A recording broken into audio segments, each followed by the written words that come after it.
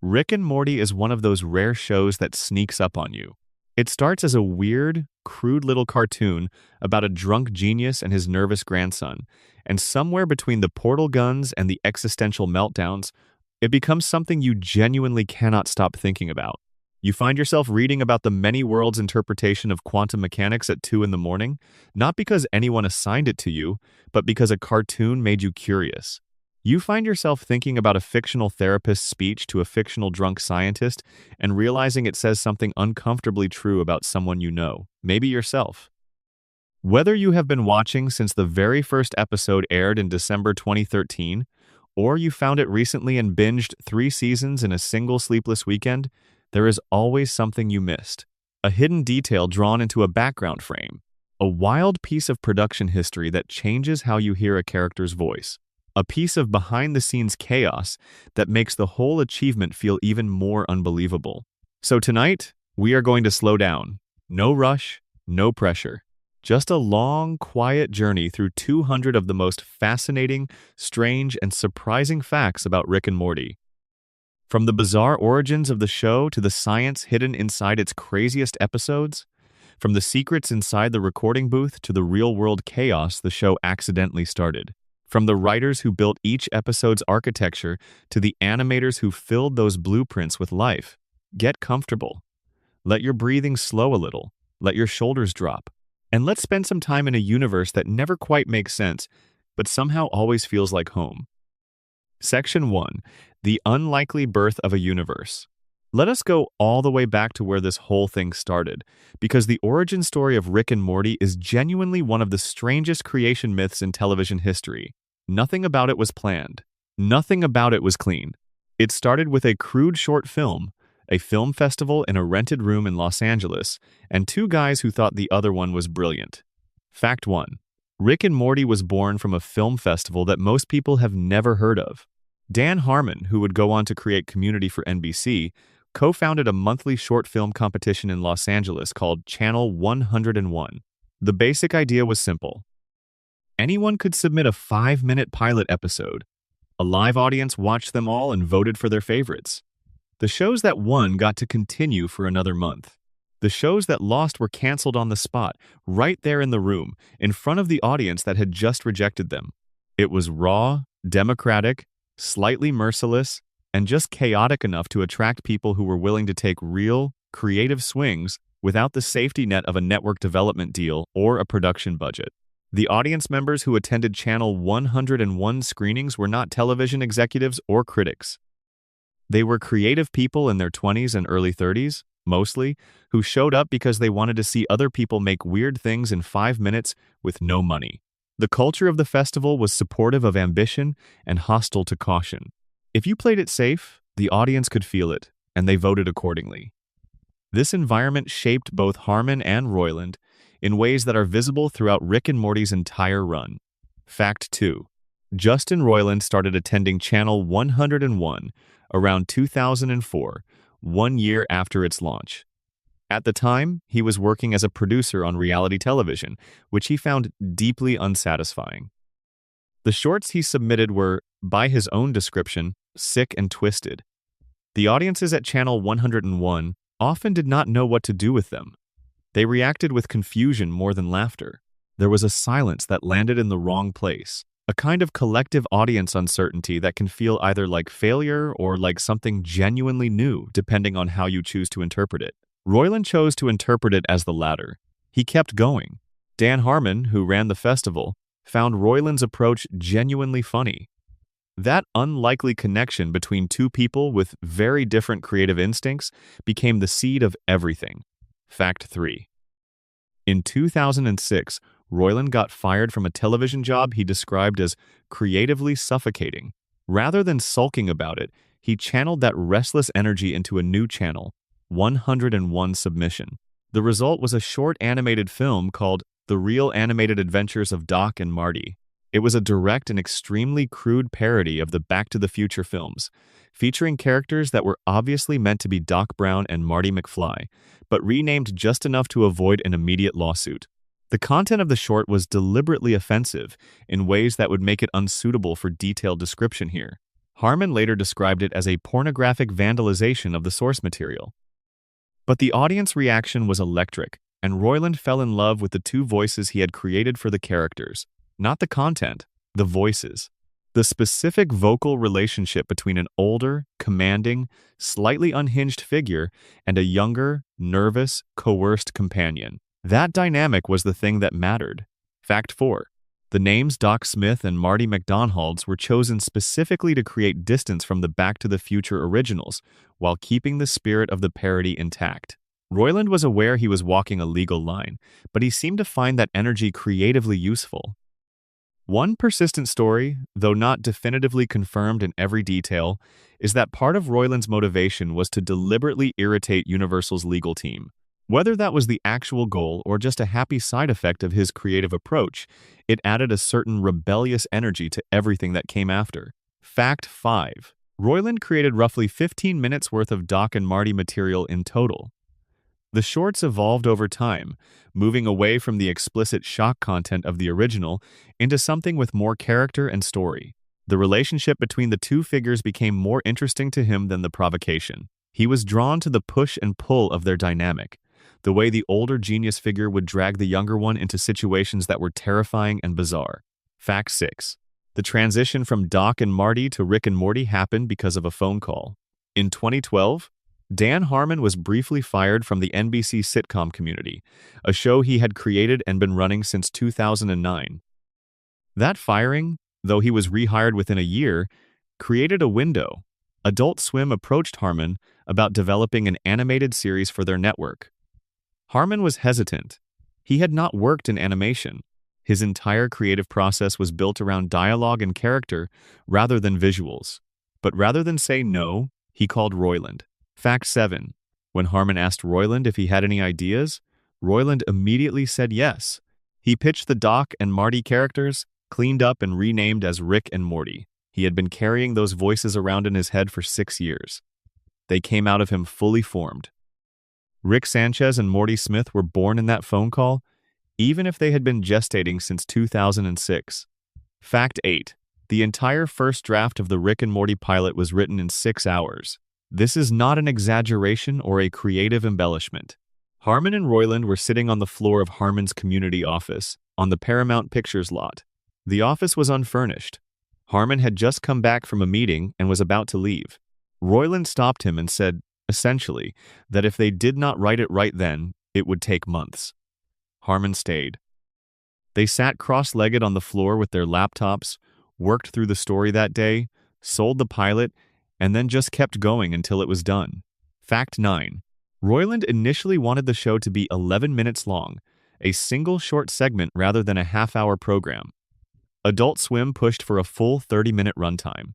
This meant that the format of the show, with its A-plot and B-plot structure running simultaneously, came partly from a network note rather than pure creative choice.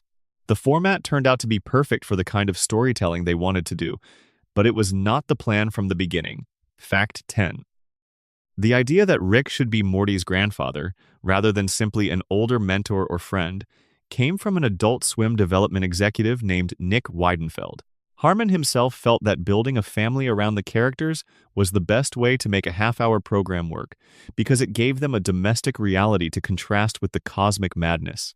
But the specific grandfather detail was a network suggestion, and it changed the whole emotional texture of the show. Fact 11. Adult Swim was initially uncertain about Roiland doing both lead voices.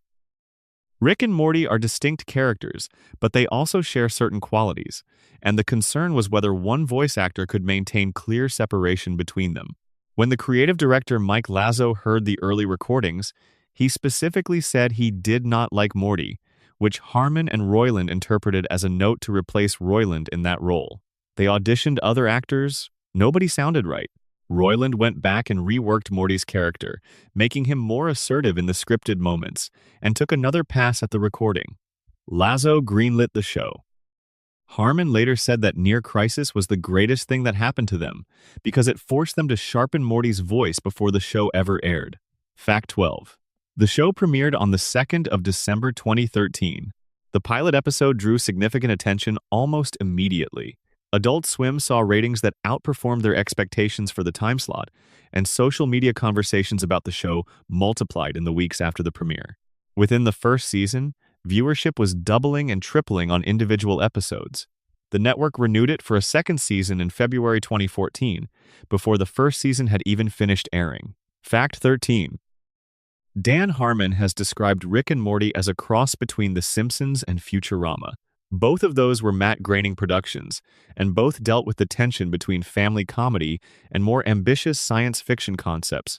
Harmon saw Rick and Morty as operating in that same space, but with a more nihilistic edge, a more British influence, and more willingness to let consequences stick.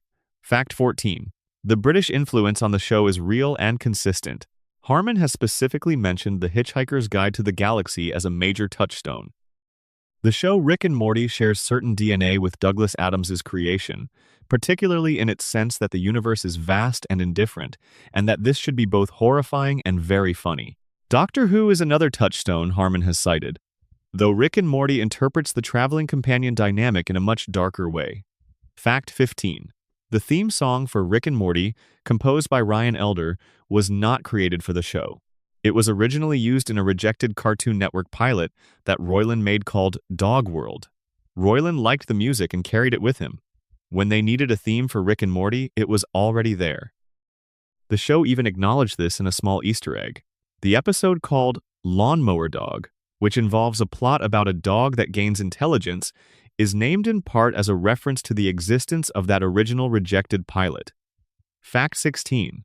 Rick Sanchez's signature green color in his lab coat is one of the rare cases where the show's visual design stayed remarkably consistent from the very first concept sketches.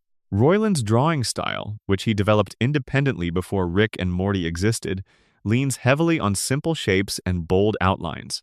Rick's design, with his wild white hair and slightly hunched posture, was essentially locked in early and never significantly changed. Fact 17. The show was picked up to series by Adult Swim in October 2012. That means from the first phone call between Harmon and Roiland to the first episode airing on television was roughly 14 months. For animation, which is notoriously slow to produce, that is a remarkably compressed timeline. It created enormous pressure on the production team and is partly responsible for the slightly rougher quality of some early Season 1 animation compared to what came later. Fact 18. Justin Roiland founded his own animation studio called Justin Roiland's Solo Vanity Card Productions, and Rick and Morty was produced through this company alongside William Street and Starburns Industries. The studio later went through significant changes when Roiland was removed from Adult Swim in January 2023 following domestic abuse allegations. The charges were eventually dismissed due to insufficient evidence, but Adult Swim had already made the decision to part ways. Roiland's company remained credited on the show, but his involvement had ended entirely. And there you have it. 18 facts in, and we have only just gotten the show off the ground. The story of how Rick and Morty went from a crude short film at a rented film festival to one of the most watched animated shows in television history is genuinely wild from start to finish. There is no clear blueprint here, no industry path that predicted it. Just two people with complementary weirdnesses who happened to find each other at a festival in Los Angeles, where amateur filmmakers showed 5-minute pilots to small audiences in a rented room. Before we move on to the next section, I would love to hear from you. Drop a comment and tell me where in the world you are watching from and what time it is right now. There is something I find genuinely beautiful about imagining people in completely different cities, different time zones, different corners of the world, all settling in with the same show playing in the background.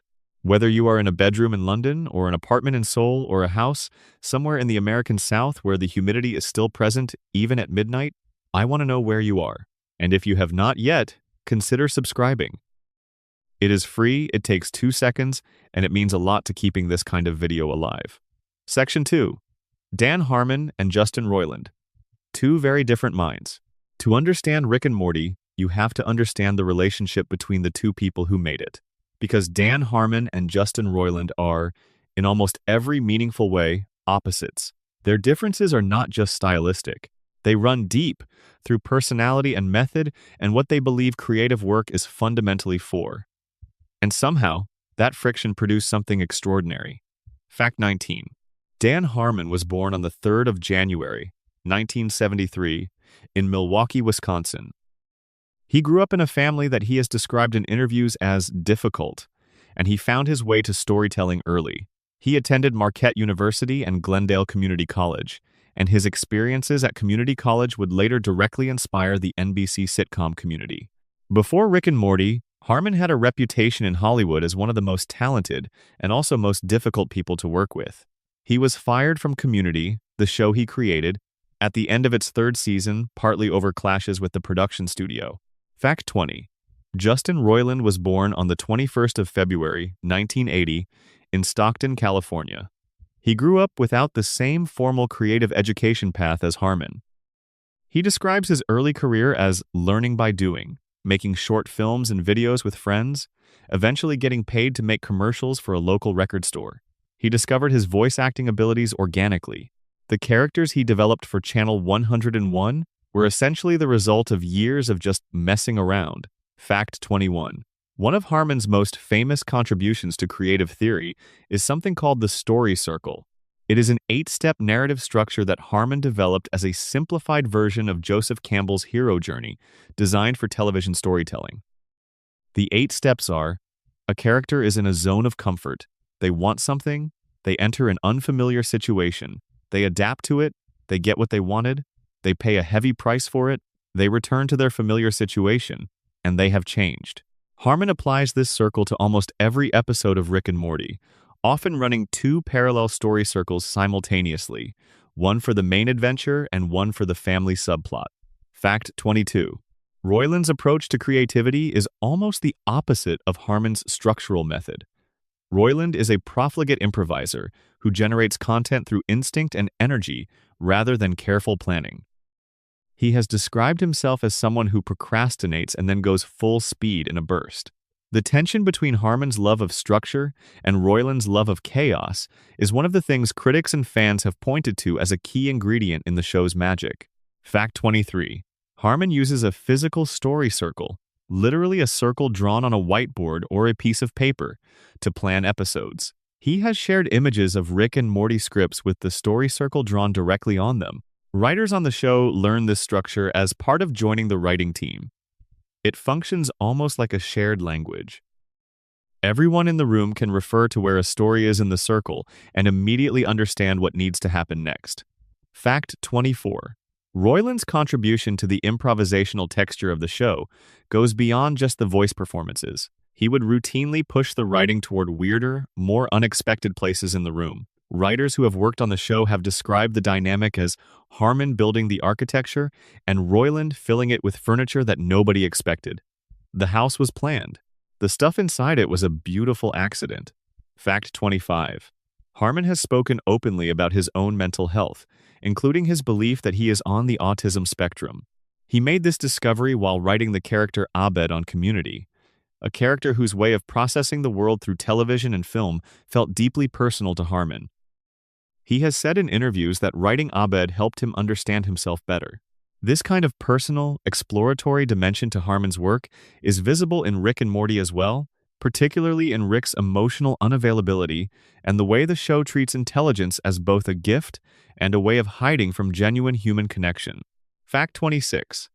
The writer's room for Rick and Morty is deliberately small.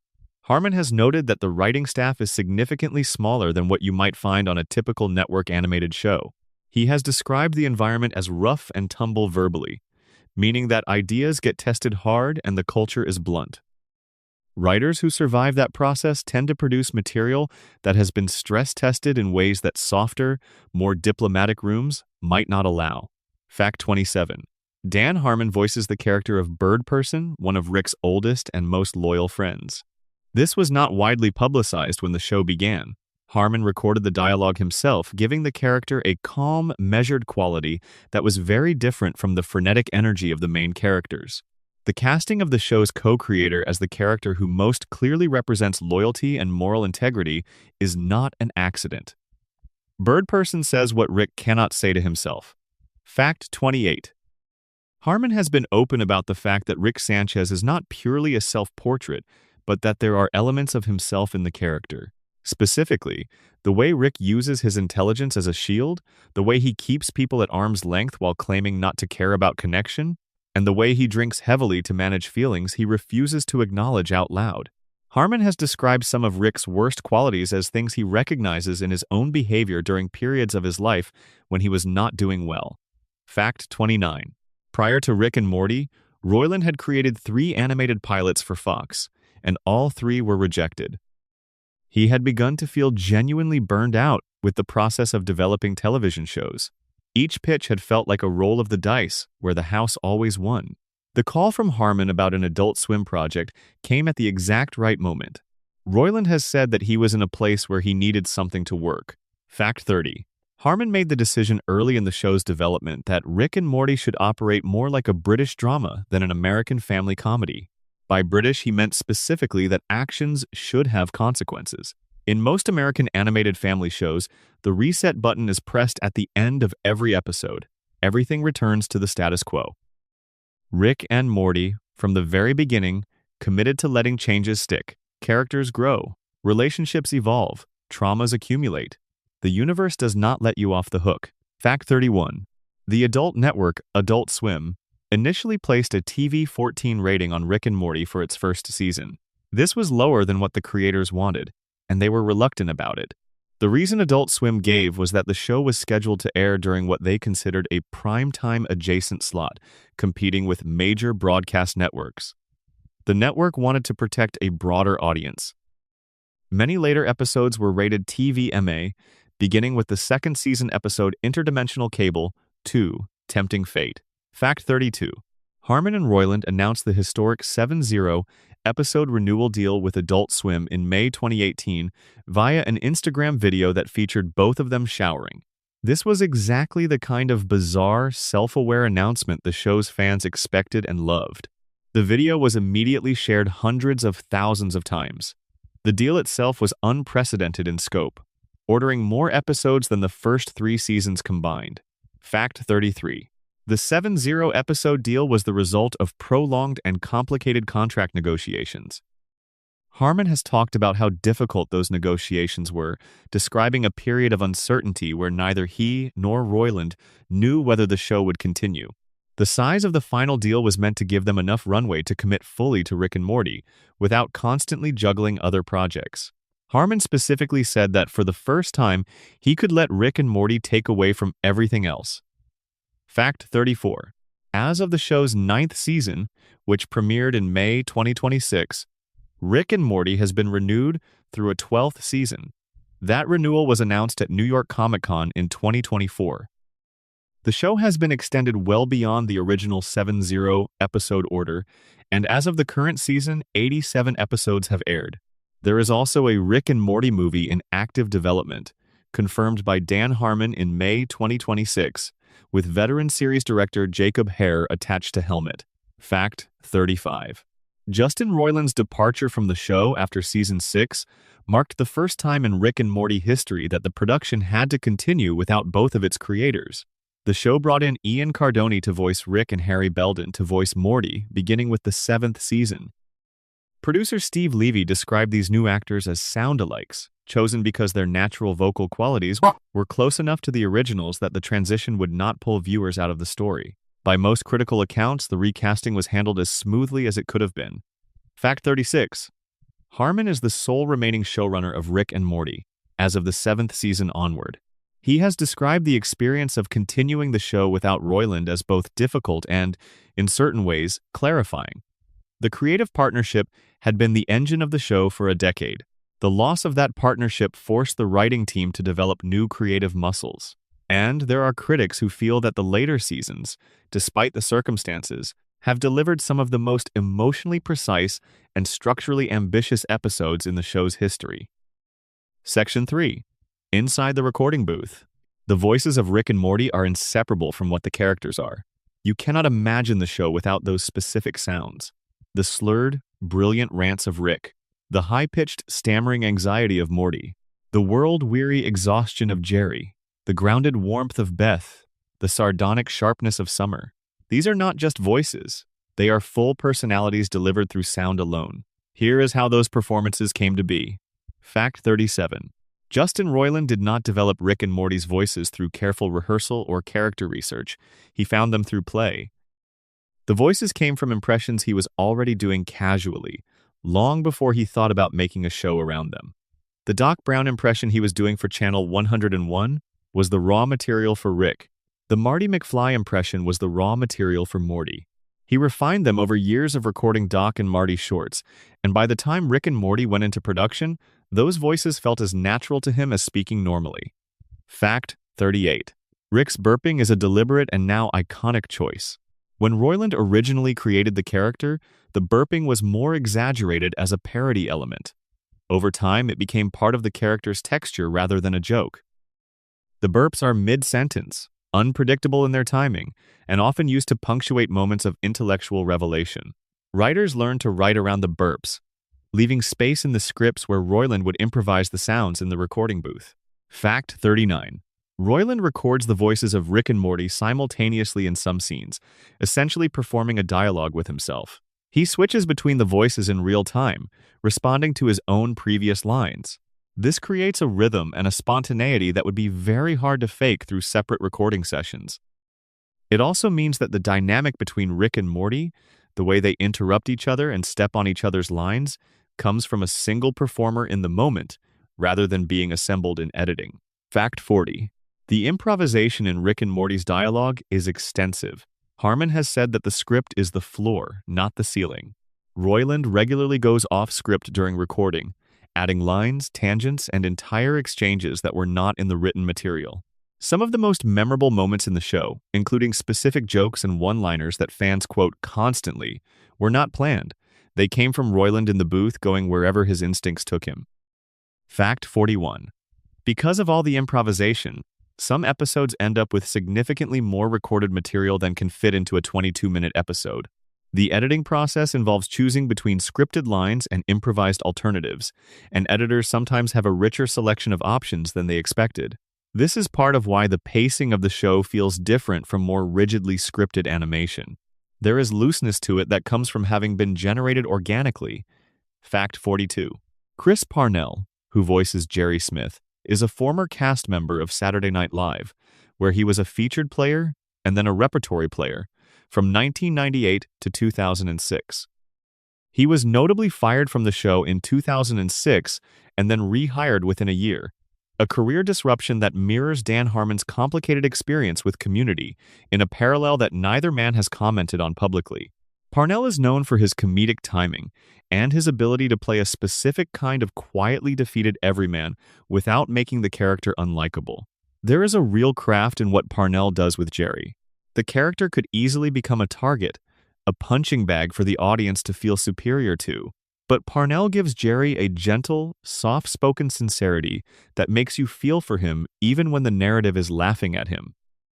Jerry believes in himself at some essential level that his circumstances constantly undercut. That belief, delivered through Parnell's warm, slightly apologetic voice, is what saves the character from becoming pure comedy. Fact 43. Spencer Grammer, who voices Summer Smith, is the daughter of actor Kelsey Grammer, best known for playing Frasier Crane in both Cheers and Frasier. Spencer established her own career primarily in live-action television before Rick and Morty, including a lead role in the ABC family series Greek. Her performance as Summer is notably different from the kind of work her father became famous for. Summer is sardonic, capable, and increasingly dangerous as the seasons progress, and Grammer finds new dimensions in the character consistently. Fact 44. Sarah Chalke, who voices Beth Smith, is best known to television audiences for her decade-long role as Dr. Elliot Reed in the NBC comedy Scrubs. She also had a recurring role in How I Met Your Mother. Beth is in many ways the most emotionally complex character in the show's main family, and Chalke's performance navigates that complexity with notable precision. She voices both the original Beth and Space Beth, and distinguishes them subtly through inflection and tone rather than any dramatic vocal transformation. Fact 45. Dan Harmon voices Bird Person. This is a real thing. The co-creator of the show, the man responsible for its structural architecture and thematic ambition, is also the voice of Rick's most loyal and emotionally significant friend. Harmon has said he voices the character because Bird Person needs to sound like someone who has survived real things and has earned his gravity. Harmon gave Bird Person a deep, measured, unhurried quality that creates an immediate sense of weight. Fact 46. Scary Terry, the Freddy Krueger parody character in the episode Lawnmower Dog, is voiced by veteran voice actor Jess Harnell. Harnell is known for an enormous range of voice work across animated series and video games.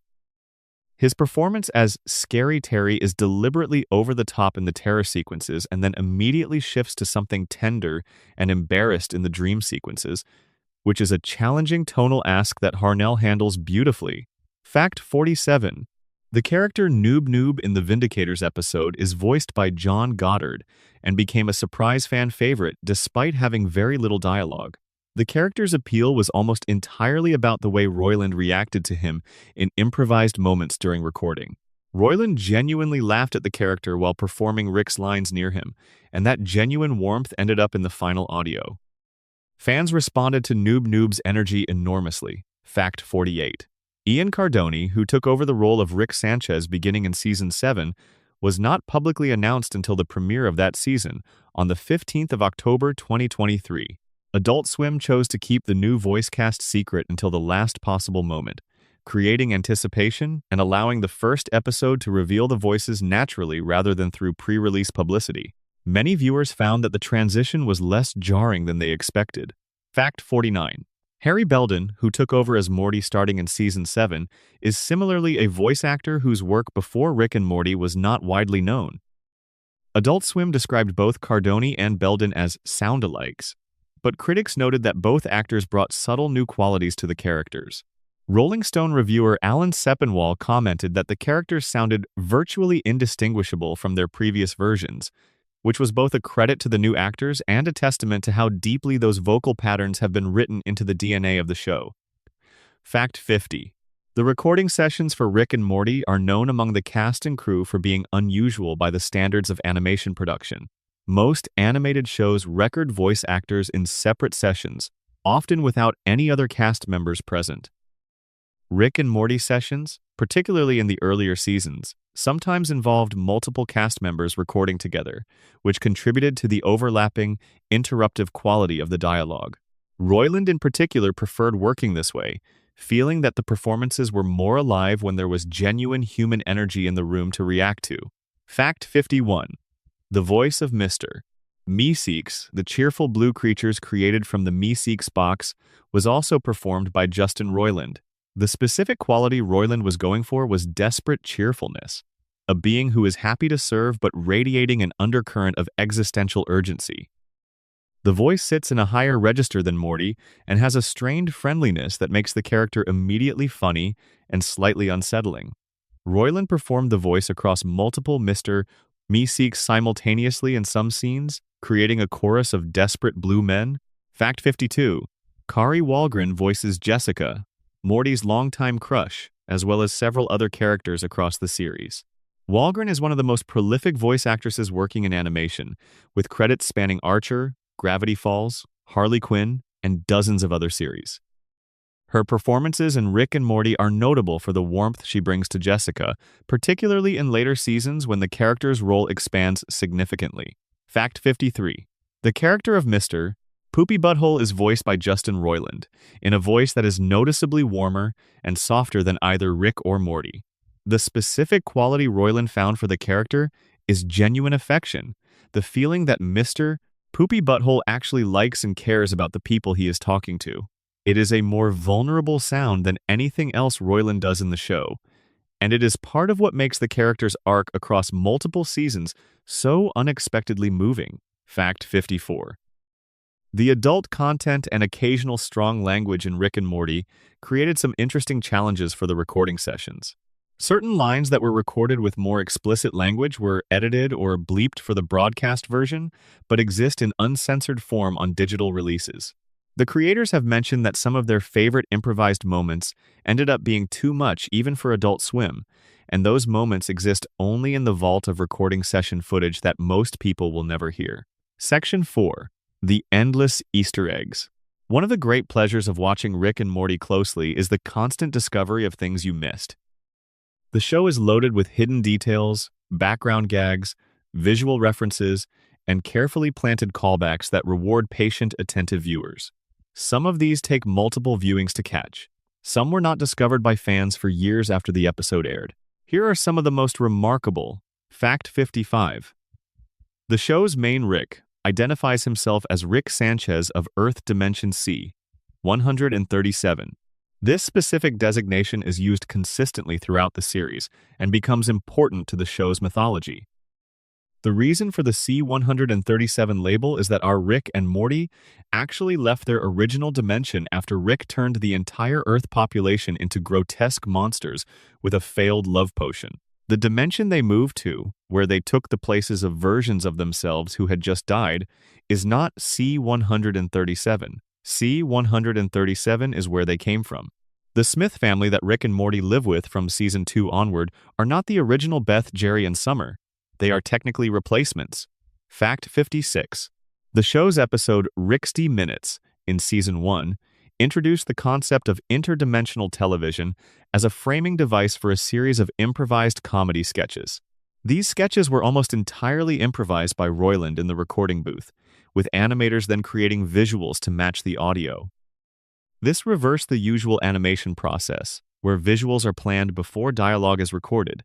The result is some of the most spontaneous and strange comedy in the show's history, including a cereal commercial and a trailer for a film called Ball Fondlers that became a recurring reference. Fact 57. In the background of multiple episodes across Seasons 1 and 2, a newspaper headline can occasionally be spotted that reads, "Local man ruins everything." This is a quiet, recurring joke about Jerry Smith. The headline does not draw attention to itself. It is just there, visible in the corner of frames, for viewers who happen to notice it. Fact 58. The show's art director for Season 3, Jeffrey Thompson, gave an interview in which he explained that characters in Rick and Morty are deliberately drawn with odd or asymmetrical features. The guiding principle was that nobody in this universe should look too normal.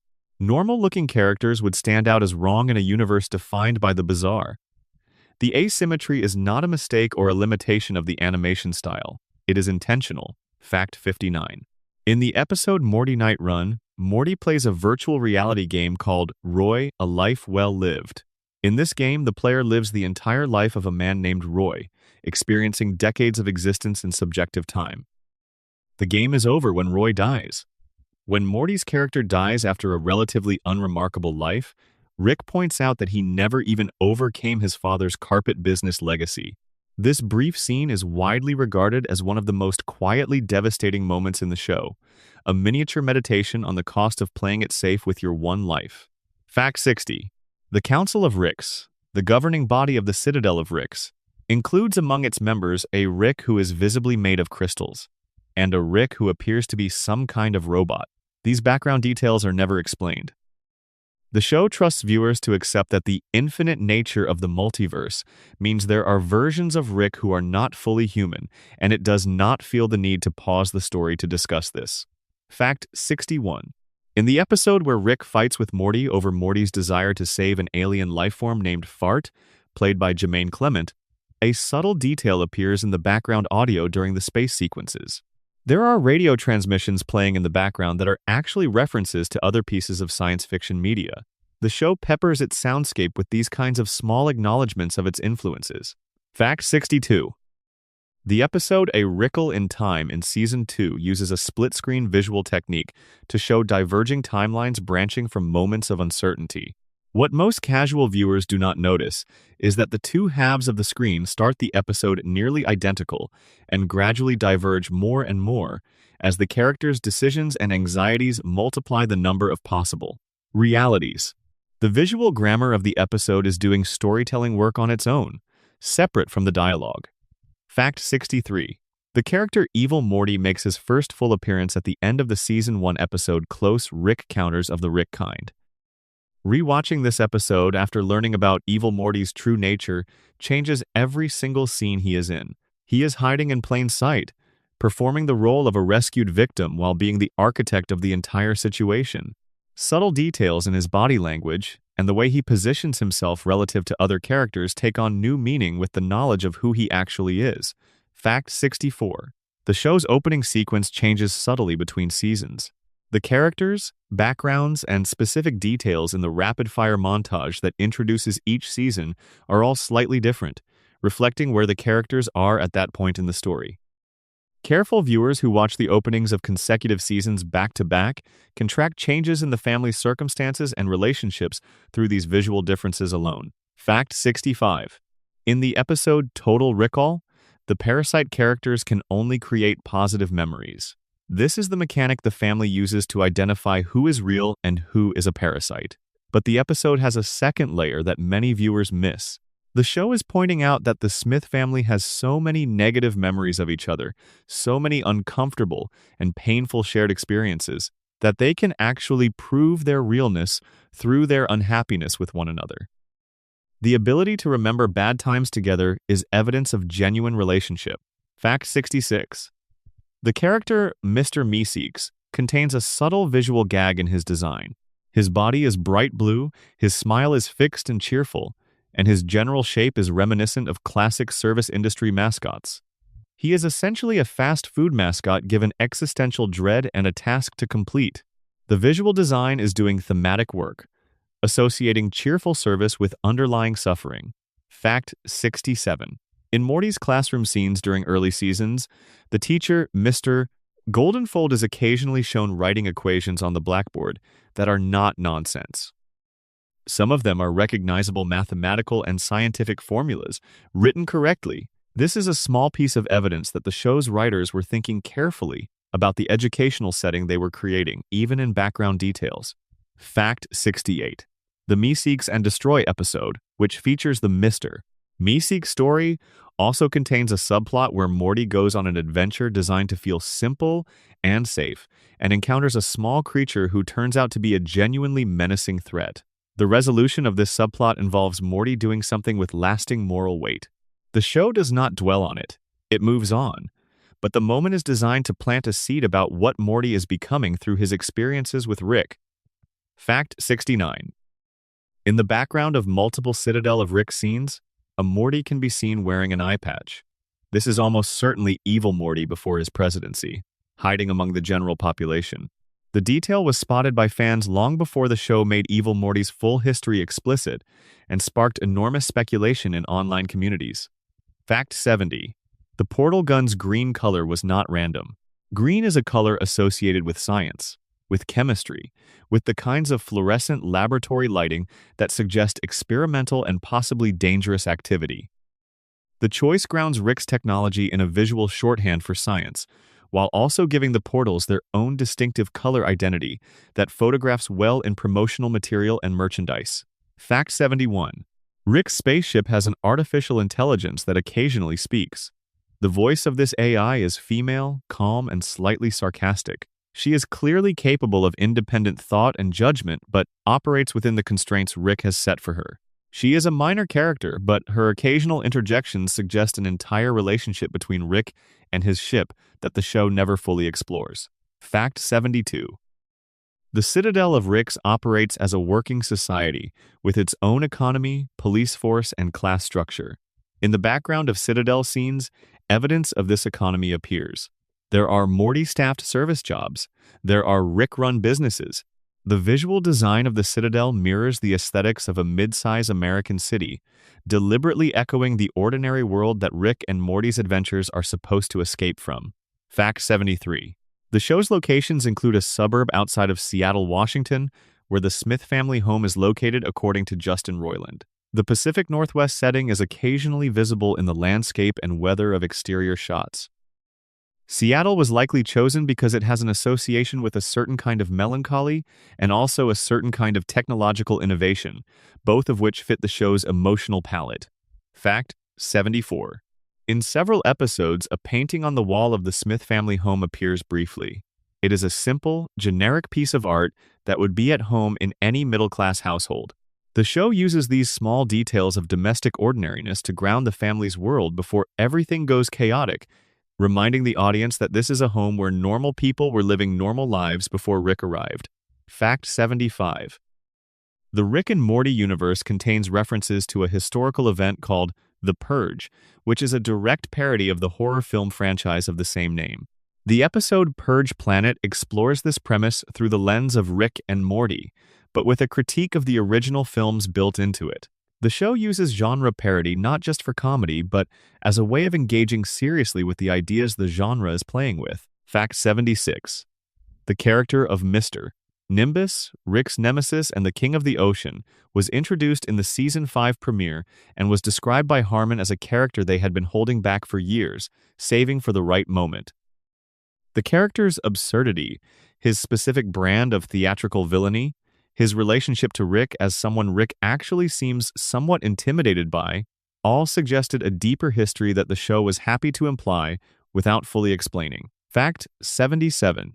In the episode The Ricklantis Mix-Up, which focuses entirely on the citadel of Ricks and is widely considered one of the best episodes of the entire series, there is a scene in a diner where a Rick and a Morty sit across from each other and have a conversation about power and expectations. The visual composition of this scene, the lighting, the framing, the body language, is a reference to classic American noir films. The show is signaling that what it is about to do with Evil Morty is storytelling in the tradition of classic crime narratives. Fact 78. The Vat of Acid episode, which won an Emmy for Outstanding Animated Program, is structured as an extended meditation on regret and the desire to undo choices. The premise involves Morty getting a device that lets him save a moment in time and return to it, functioning like a video game save point. The episode then traces the increasingly terrible consequences of living a life where no choice ever feels permanent. The episode uses comedy to deliver what is essentially a philosophical argument about why consequences are necessary for meaning. Section 5. The science they actually got right. Rick and Morty describes itself, in Adult Swim promotional material, as its most scientifically accurate animated comedy. That is a claim made with full awareness of its own absurdity, because the show also features a villain made of sentient candy bars and a planet where everyone is a Cronenberg monster. But underneath all of that, there is a genuine engagement with real scientific concepts. The writers did their homework. Imperfectly, sometimes, but they did it. Fact 79. The central premise of Rick and Morty, the infinite multiverse of parallel realities, is grounded in a real scientific theory. The many worlds interpretation of quantum mechanics was proposed by physicist Hugh Everett in 1957 as part of his doctoral dissertation at Princeton University. The theory was initially poorly received by the physics community. Niels Bohr, who was the dominant figure in quantum theory at the time, essentially dismissed it. But in the decades since, it has gained significant traction among physicists who find it more mathematically elegant than the competing Copenhagen interpretation. The many worlds interpretation suggests that every quantum event that has multiple possible outcomes creates a branching of reality in which all outcomes actually happen, each in its own separate universe. The total number of these branching universes is, by the logic of the theory, infinite. This is exactly the kind of multiverse Rick and Morty explores.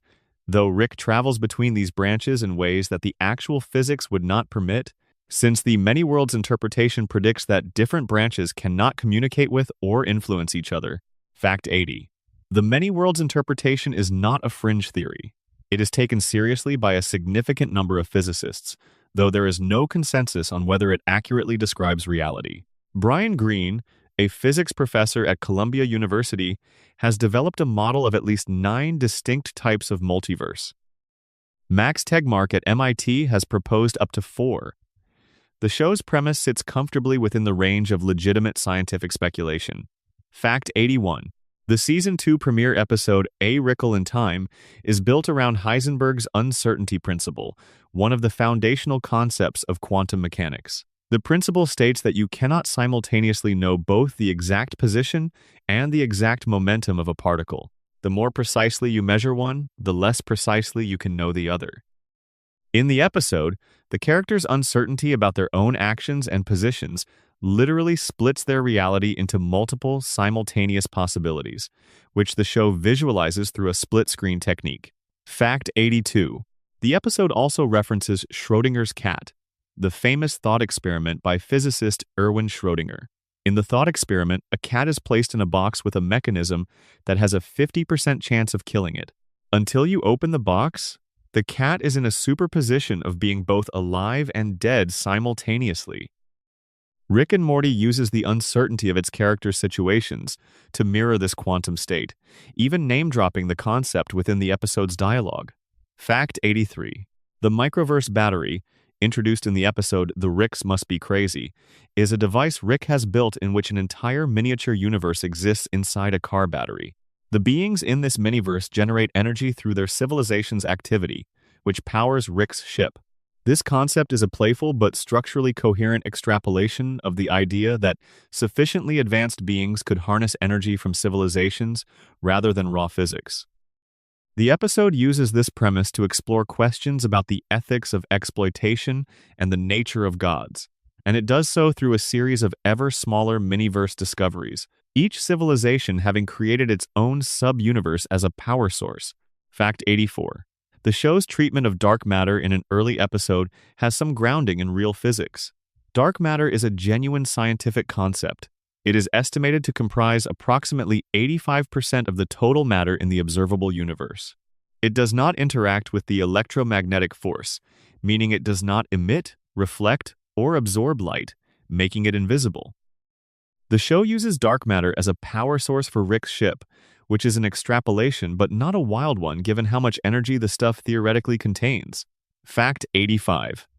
The episode M, Night Shame Aliens, features a simulation within a simulation within a simulation.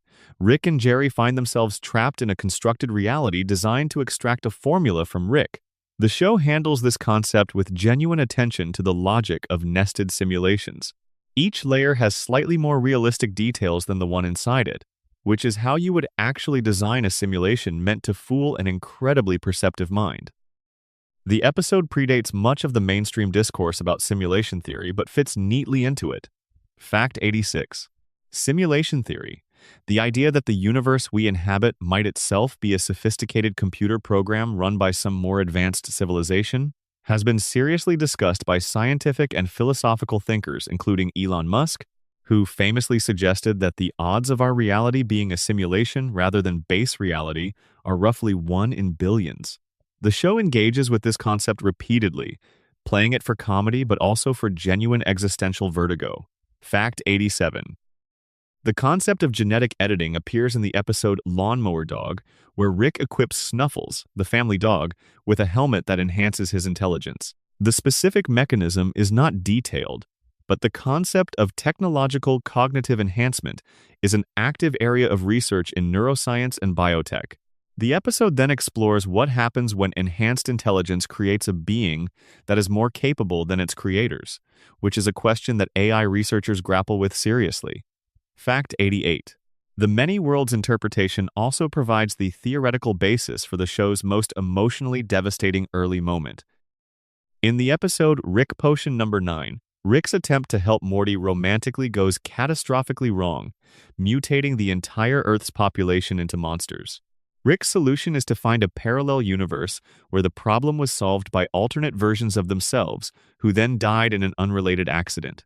Rick and Morty literally bury their own dead bodies in the family backyard and take over their dead selves' lives.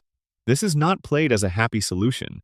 It is played as the specific kind of terrible compromise that infinite realities make possible. Fact 89. The central finite curve, introduced in the Season 5 finale, is the show's own original scientific concept, but one that maps onto real discussions about the nature of the multiverse. In the show, the Ricks built a metaphysical boundary that separates the infinite multiverse into 2 sections. One side contains all the universes where Rick is the smartest person alive, and the other side contains everything else.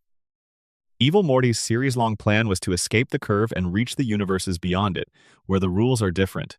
Fact 90.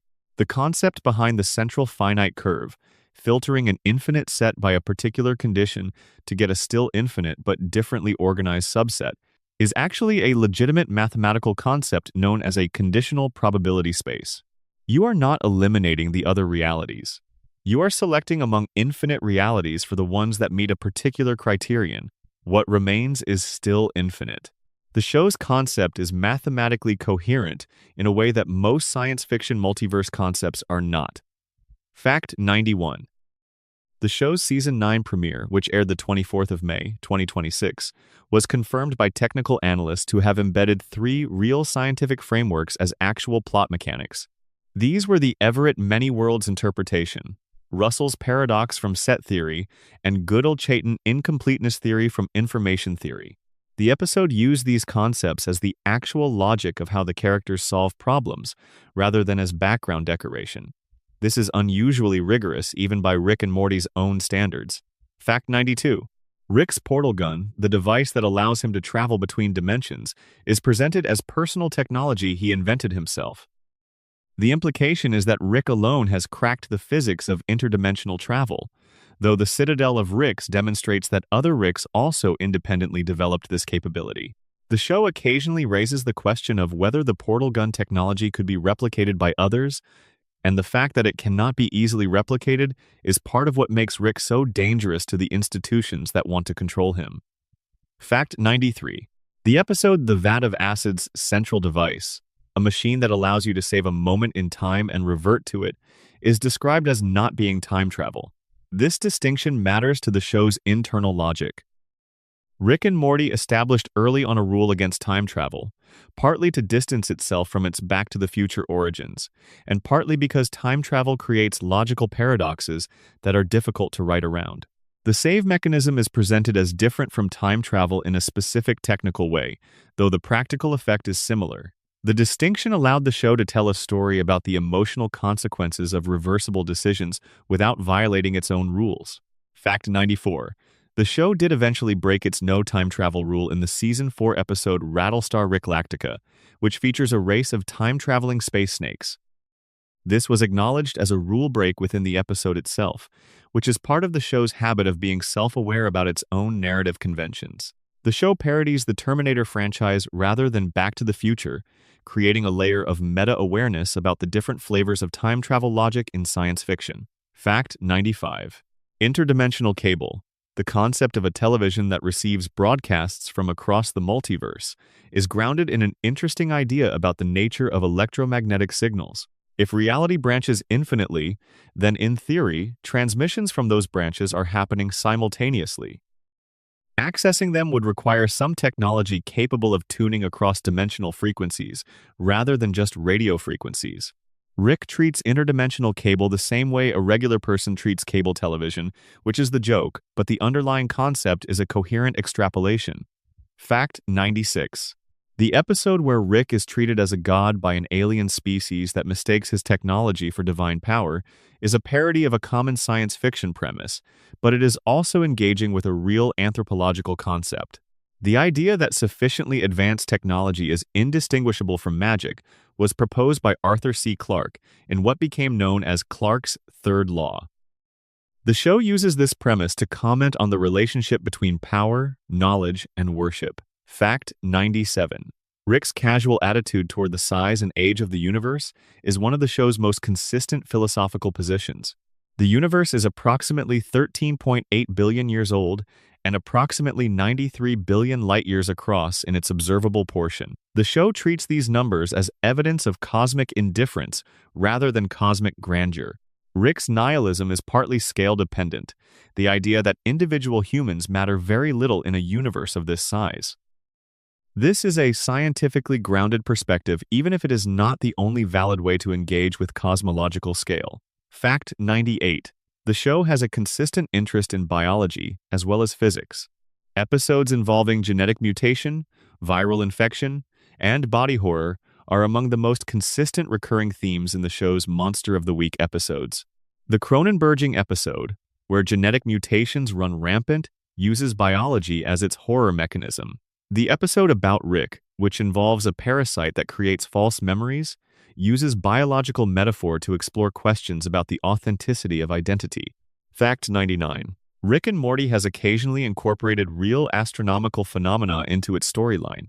Black holes, neutron stars, and the concept of a Dyson sphere, a theoretical megastructure built around a star to capture its total energy output, have all appeared in the show. The Dyson sphere concept comes from physicist Freeman Dyson, who proposed it in 1960 as a thought experiment about how an advanced civilization might solve its energy needs. The show uses it as background scenery, which is actually a testament to how normalized the concept has become in science fiction. Fact 100. One of the show's most interesting scientific gestures is its treatment of consciousness and identity. Multiple episodes deal with the question of whether consciousness is something that persists through dimensional travel, whether the Rick who arrives in a new dimension is in any meaningful sense the same Rick who left the previous one, and whether Morty's growing trauma represents a fundamental change in who he is. These questions overlap with real debates in philosophy of mind and cognitive science about the nature of personal identity over time. Section 6. Secrets from the Writing Room. The room where Rick and Morty episodes are born is small, intense, and by most accounts unlike any other writer's room on television. Here is what happened inside it. Fact 101. The writing room for Rick and Morty operates differently from most television writing rooms in one fundamental way. Because the show can literally take place anywhere, in any universe at any time, with any characters, the writers do not have the usual constraint of location or continuity. They are not limited to a specific city where the show is set. They are not required to show up to the same set of rooms every episode. They are not even required to use the same cast of characters. This sounds like complete freedom, but experienced television writers will tell you that total freedom is one of the hardest environments to be creative in. Constraints help. When you have to write a comedy set in a specific apartment, in a specific city with specific characters, the constraints give you a starting point. When everything is possible, the challenge is not finding something the show can do. It is finding the story worth telling among the infinite possibilities. This is the problem Rick and Morty's writers face every time they sit down for a new episode, and the way they solve it is by asking emotional questions before plot questions. Fact 102. Harmon has described the process of breaking a Rick and Morty episode as beginning with the emotional question. Before they know what happens in an episode, they try to understand what the episode is about. Not plot-wise, emotionally. What does this story feel? What is the audience supposed to feel at the end of it? What feeling justifies putting these specific characters through this specific experience? Only after that question is answered does the plot start to develop around it. This is the opposite of the way many genre shows are written, where plot comes first and emotion is added as seasoning. In Rick and Morty, emotion is the recipe. Plot is the method of delivery. This approach explains why even the show's silliest episodes about people who live in a microverse inside a car battery, or episodes about a planet that holds a purge night every year, tend to have emotional cores that land with unexpected weight. The plot is chosen to serve the feeling. And because the multiverse premise means any plot is available, the writers can always find the story that best serves the emotional truth they are trying to tell. Fact 103. The writer's room staff is small enough that individual writers have significant ownership over individual episodes. Major animated shows often have writing staffs of 15 or 20 people, with individual writers responsible for specific scenes or acts. On Rick and Morty, with its smaller room, writers who pitch a story idea are often deeply involved in that episode, from concept through final draft. This creates more personal investment and also more intense collaboration. Fact 104. Dan Harmon has a habit of pacing when he thinks. Writers who have worked with him describe a room where Harmon often walks in circles while ideas are being developed, occasionally stopping to articulate something and then resuming the pacing. This physical process is part of how he arrives at structural solutions. The story circle, which he draws physically on paper or whiteboards, is almost an externalization of this pacing instinct. Fact 105. Some of the most experimental episodes in Rick and Morty history came from writers who pitched ideas that seemed unbuildable.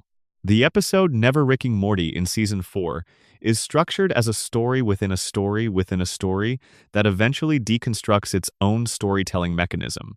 The pitch for that episode reportedly took some time to explain, and even longer to convince the room that it was achievable. The episode is widely considered one of the most formally inventive pieces of television in the show's history. Fact 106.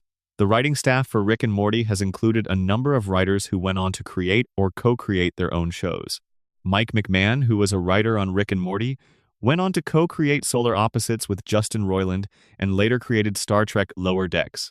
The creative incubation that happens inside the Rick and Morty room has had a measurable effect on the broader animated television landscape. Fact 107. The episode Pickle Rick, which won a Primetime Emmy nomination and generated an enormous amount of pop culture attention, came from a deceptively simple premise. Rick turns himself into a pickle. The question the writers asked was not what happens when Rick is a pickle. The question was, what does it mean that Rick would rather turn himself into a pickle, an irreversible and objectively ridiculous physical transformation, than attend a single session of family therapy? What does it mean about a person that they would choose the form of a vegetable over sitting in a room and talking about their feelings for 45 minutes? The answer to that question is the episode. The plot, in which Pickle Rick builds an increasingly elaborate rat flesh exoskeleton and fights his way out of a sewer and then through a government facility, follows from that answer. The pickle was the premise. The refusal to be known, the terror of being truly seen, was the story. Every scene of Rick engineering an escape from his ridiculous situation is also a scene of Rick engineering an escape from emotional accountability. The show knew this. The writers knew this. And they trusted the audience to feel both the absurdity and the genuine sadness at the same time. Fact 108. The therapy session with Dr. Wong and Pickle Rick is widely cited as one of the most honest and carefully written pieces of dialogue about psychological avoidance in mainstream American television. Dr.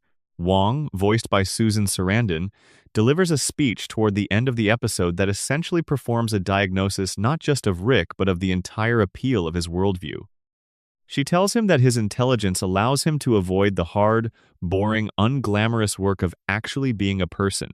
She points out that his genius is not in fact special, that the tendency to use exceptional ability as an excuse to avoid emotional labor is extremely common among high-achieving people. She tells him that his real problem is not that the universe is meaningless. His real problem is that genuine connection with other people is difficult and requires accepting the risk of being hurt, and that accepting that risk is something he has decided he will not do. This speech was written with real care. It does not moralize. It does not give Rick a solution. It simply names what he is doing with the specific, unsentimental precision of someone who has seen this pattern many times before. The speech has been discussed in psychology and mental health contexts as an unusually accurate portrayal of how high intelligence can function as an emotional defense mechanism, and of how the same traits that allow someone to be extraordinarily capable in one area of life can make them extraordinarily avoidant in another. The fact that this speech is delivered to a man who spent most of the episode in the form of a pickle, and that the audience still cares about the speech and feels its truth, is a testament to how well the writers prepared the ground for it. Fact 109. The episode was nominated for a Primetime Emmy for Outstanding Writing for a Comedy Series. It did not win, but the nomination alone placed Rick and Morty in company with prestige comedies that operate very differently from it. The nomination was significant because it signaled that the Television Academy was paying attention to what the show was doing structurally and thematically, not just as genre entertainment. Fact 110. Rick and Morty won the Primetime Emmy Award for Outstanding Animated Program in 2018 and again in 2020. The 2018 win was for the third season episode The Ricklantis Mix-Up, also known as Tales from the Citadel. The 2020 win was for the Vat of Acid episode from Season 4. These two episodes are among the most formally ambitious things the show has ever done, and the Emmy recognition for both of them suggests that the Television Academy was specifically recognizing the show's structural experimentation. Fact 111. The show's writers are known for a practice of stress testing ideas by asking a very simple question: why this? Why does Rick do this particular thing in this particular episode rather than using one of his other technologies or approaches to solve the problem? The answer to that question always has to be emotional. If the only reason Rick is doing something is because it is funny or cool, that is not enough. There has to be a reason rooted in character. This is one of the reasons even the most apparently random Rick and Morty episodes tend to have a solid emotional core. Fact 112. The writer's room has a whiteboard that remains largely filled during active production. Writers pitch episode concepts by writing them on the board, and the board fills with dozens of potential stories at any given time. The process of selecting which stories become episodes involves a kind of ongoing editorial conversation about what the season needs, what emotional territory has not been covered, And what combinations of familiar characters and new situations might produce something unexpected? Fact 113. The show broke its own stated rule about not using the same story twice in Season 5. When an episode revisited the interdimensional cable premise that had appeared twice before, the writers were aware they were breaking their own rule, and the episode was designed to acknowledge this self-awareness. The result was an episode that commented on the process of making Rick and Morty while being an episode of Rick and Morty, a level of meta-recursion that the show has explored repeatedly. Fact 114. The character development of Evil Morty was one of the most carefully managed long-game storytelling decisions in the show's history. His first appearance was designed to leave open the possibility that he was simply an interesting villain whose story was done. His second appearance in the Citadel episodes expanded his scope. His final appearance in the Season 5 finale was intended to provide a genuine resolution that also opened entirely new questions. Harmon has said the writing team had to resist the temptation to explain too much about Evil Morty's origins, believing that some mystery was essential to the character's power. Fact 115. Rick's emotional arc across the entire series was mapped out, at least in broad strokes, before Season 1 aired. Harmon has spoken about knowing from early on that Rick's apparent nihilism would be revealed as a coping mechanism, not a genuine philosophical position. The show is designed so that every moment of Rick's coldness and detachment would be retroactively recontextualized as the behavior of a man in tremendous pain. The audience was being asked to watch a character perform indifference, while knowing on some level that it was a performance. Fact 116. The revelation of Rick's backstory, specifically the introduction of Rick Prime as the version of Rick who killed Rick C-137's original wife and daughter, was a decision the writers delayed deliberately. They wanted the audience to be deeply invested in Rick as a character before revealing the specific nature of the grief underneath his behavior. The backstory arrived in Seasons 5 and 6, by which point viewers had spent years with a Rick they understood emotionally, even if they did not fully understand his history. Fact 117. The show's handling of Jerry Smith evolved significantly between seasons. In early seasons, Jerry is essentially the show's punching bag. The narrative invites the audience to see him as pathetic and dismissible. Later seasons began complicating this view, showing Jerry's resilience, his genuine love for his family, and the ways his apparent weakness functions as a kind of stubbornness. Writers on the show have said that they grew more interested in Jerry as a character as the show progressed, finding more dimensions in his apparent simplicity. Fact 118. Summer's character development over the series was intentional and carefully tracked. She begins as a typical teenage girl archetype, defined by her social concerns and her apparent absence from the main adventure. Over time, her involvement in Rick and Morty's missions deepens, and she becomes one of the most capable members of the family in combat and survival situations. The writers describe this arc as a deliberate investment, arguing that Summer's need to prove herself was more compelling than simply giving her the powers from the beginning. Fact 119. The show has a small but dedicated team of researchers who fact-check the scientific concepts in scripts.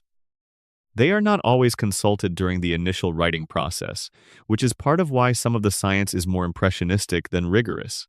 But when specific claims are made about real physics or biology, someone on the production side is typically responsible for checking whether the claim is defensible. Fact 120. Rick and Morty has addressed philosophical concepts, including Nietzsche's concept of the will to power, existentialist notions of authentic existence, Buddhist ideas about the impermanence of self, and utilitarian ethics in multiple episodes. None of these are named or explained in the show. They simply appear in the architecture of the stories, available to viewers who recognize them and invisible to those who are just along for the adventure. Fact 121. One of the most consistent thematic concerns of the show is what Harmon has called the question of earned versus unearned suffering. Rick suffers because of genuine losses. Morty suffers because of what Rick puts him through. Jerry suffers because of his own insecurities. Beth suffers because of her father's abandonment. The show distinguishes between suffering that comes from outside and suffering that comes from inside, and it treats these differently in terms of the sympathy it extends to characters experiencing them. Fact 122. The show has referenced real scientific literature indirectly. The episode Free Willy was the original working title for a Season 2 episode that eventually explored questions about free will and determinism. These concepts, whether human beings have genuinely free choices or whether all choices are determined by prior causes, are active areas of debate in both philosophy and neuroscience. The show treats them as live questions rather than settled ones, which is actually the appropriate epistemic stance. Section 7. Animation, design, and the craft of the image. Great writing needs great images to carry it. A script can have the best dialogue in the world, but if the images accompanying it are flat or uninspired, the audience feels the absence even if they cannot name it. The visual world of Rick and Morty is as carefully constructed as its dialogue, and the craft that goes into making each episode look the way it looks is genuinely remarkable. People who work in animation know that what appears effortless on screen typically represents enormous effort behind it. The looseness of Rick and Morty's character animation, the way figures move with casual energy and the world shifts and deforms in slightly comic ways, is the result of deliberate choices made by teams of artists working for months on each episode.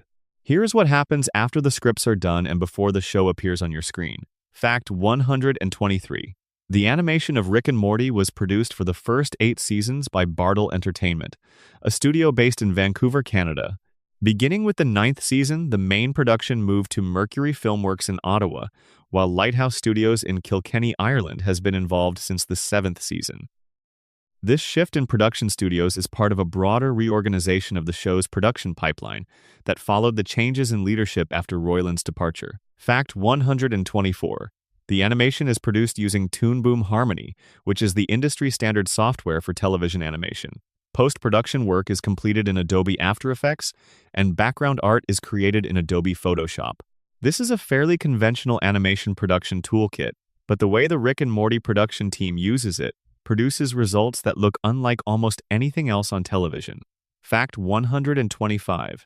Justin Roiland's cartooning style, which forms the visual DNA of Rick and Morty, is heavily influenced by The Simpsons. Roiland has acknowledged this openly, noting that he, along with animators like Pendleton Ward of Adventure Time and J.G. Quintel of Regular Show, are all members of a generation that learned to draw from studying The Simpsons. The specific shape of mouths, the way characters' teeth look, the general proportion of heads to bodies, all of these carry traces of The Simpsons' influence. Fact 126.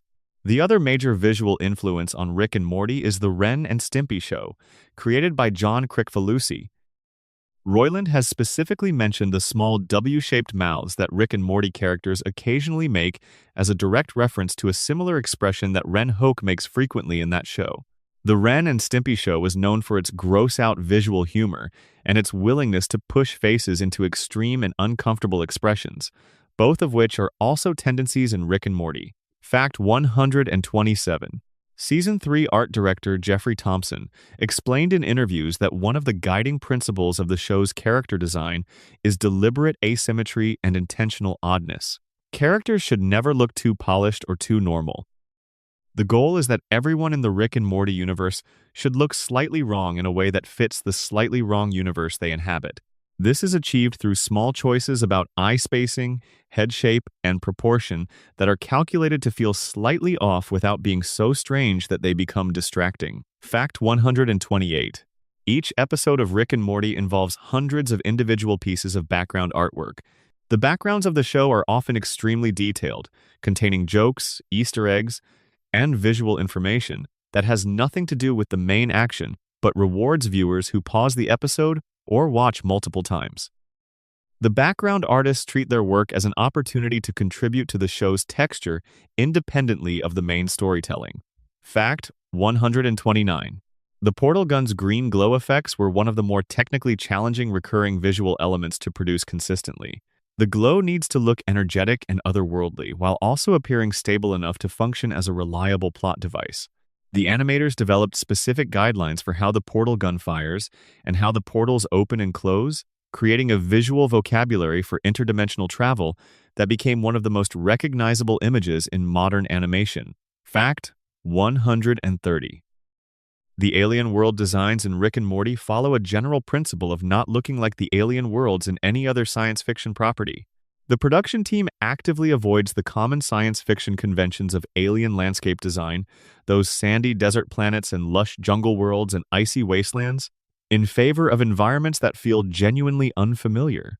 This means inventing color palettes, atmospheric effects, and architectural styles that have no real-world or prior science fiction referent. Fact 131. The character design for the Meeseeks went through multiple iterations before arriving at the final, tall, blue, broadly smiling creature. Earlier designs were more humanoid and less distinctive. The specific shape of the final design, with its lanky proportions and permanently cheerful expression, was the result of asking what a being that exists only to serve would look like if that purpose were visible in their body.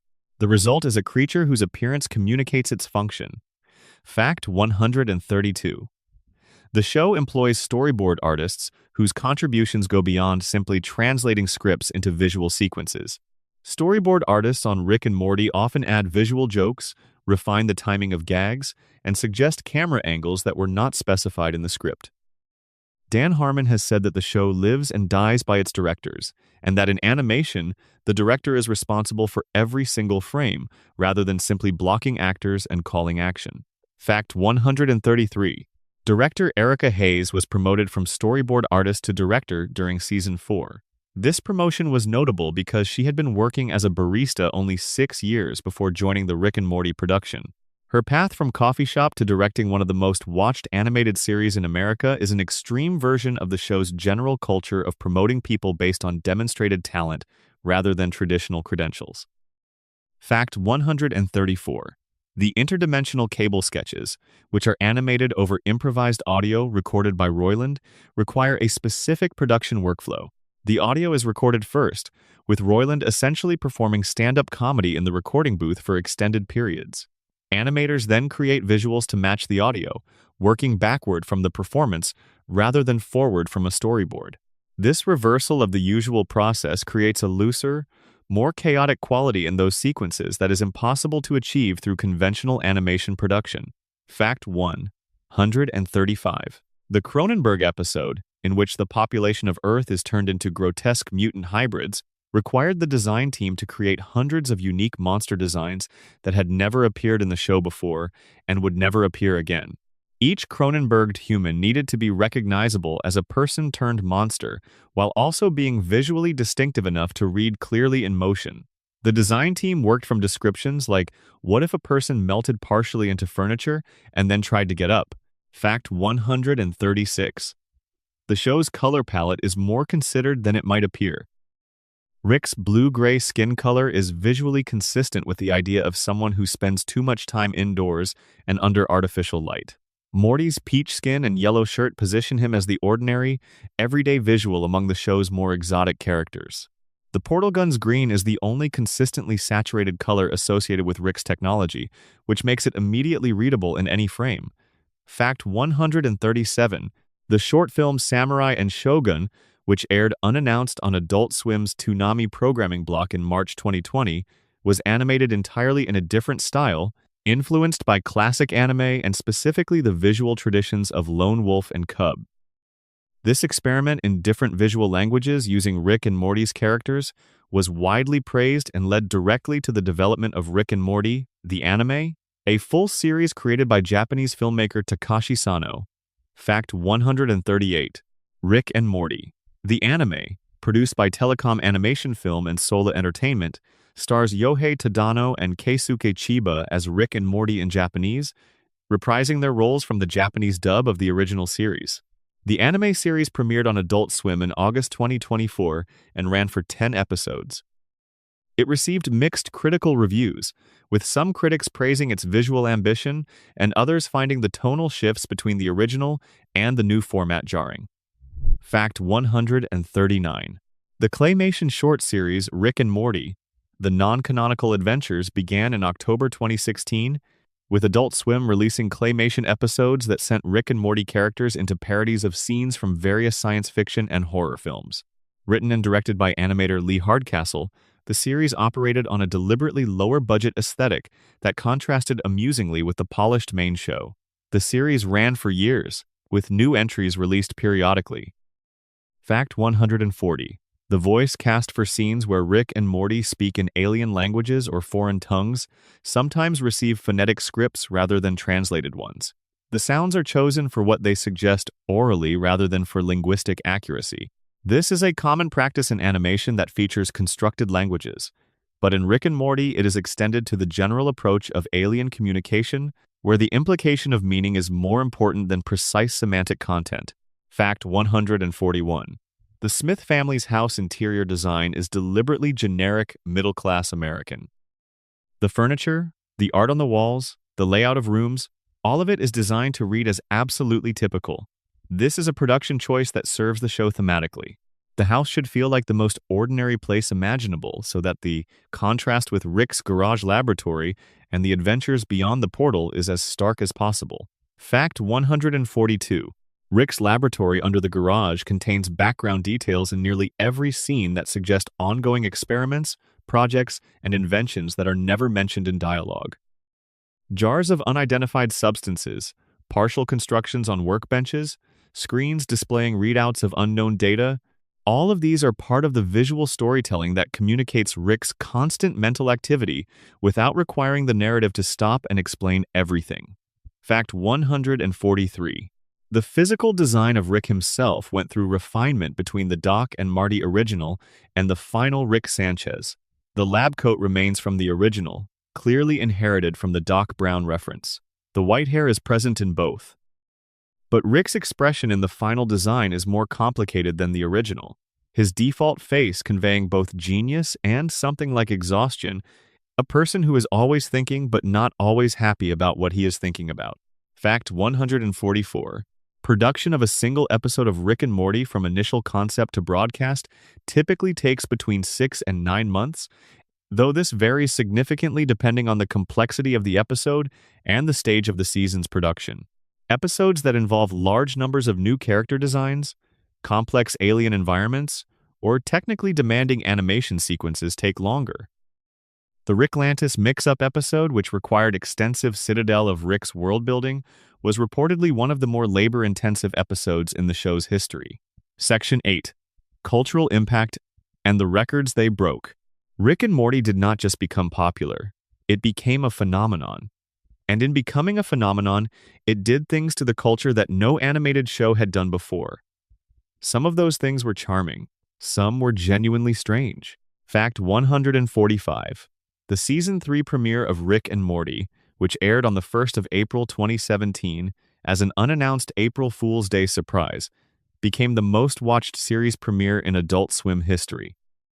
The episode, titled The Rickshank Rickdemption, played on a continuous loop for the entire day, running back-to-back without commercial breaks for hours.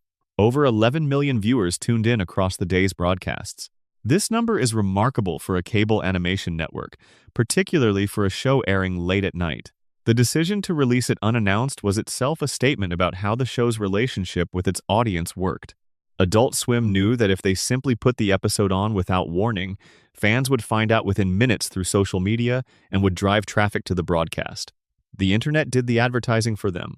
The episode earned more attention through surprise than any conventional promotional campaign would have generated, and the act of surprise was itself thematically resonant with a show that had been keeping its audience waiting for nearly 2 years. Fact 146. The Season 3 finale scored a 3.2 rating among adults between the ages of 18 and 24. This was the highest rating in Adult Swim network history at that time. The finale was also the most-watched telecast of that day across all television for adults in the 18 to 24, 18 to 34, and 18 to 49 demographic categories. For a premium cable network, these numbers were genuinely staggering. Fact 147. According to Nielsen polling, Rick and Morty was the most-watched television comedy in the United States among adults between the ages of 18 and 24 for the year 2017. It outperformed not just other adult animation shows, but the entire field of American comedy, including shows on major broadcast networks with far larger promotional budgets. It beat The Big Bang Theory, which was one of the most-watched shows on American television, by approximately 40% in that demographic. Fact 148. The show's fanbase skews more gender equal than most people expect. According to data from Hulu, where the show is available for streaming, the gender split among Rick and Morty viewers is approximately 60% male and 40% female. This is significantly more balanced than the predominantly male audience that both the show's creators and the broader culture have often assumed comprises its audience. Fact 149. The Szechuan sauce incident of 2017 is probably the most extreme real-world event directly caused by Rick and Morty.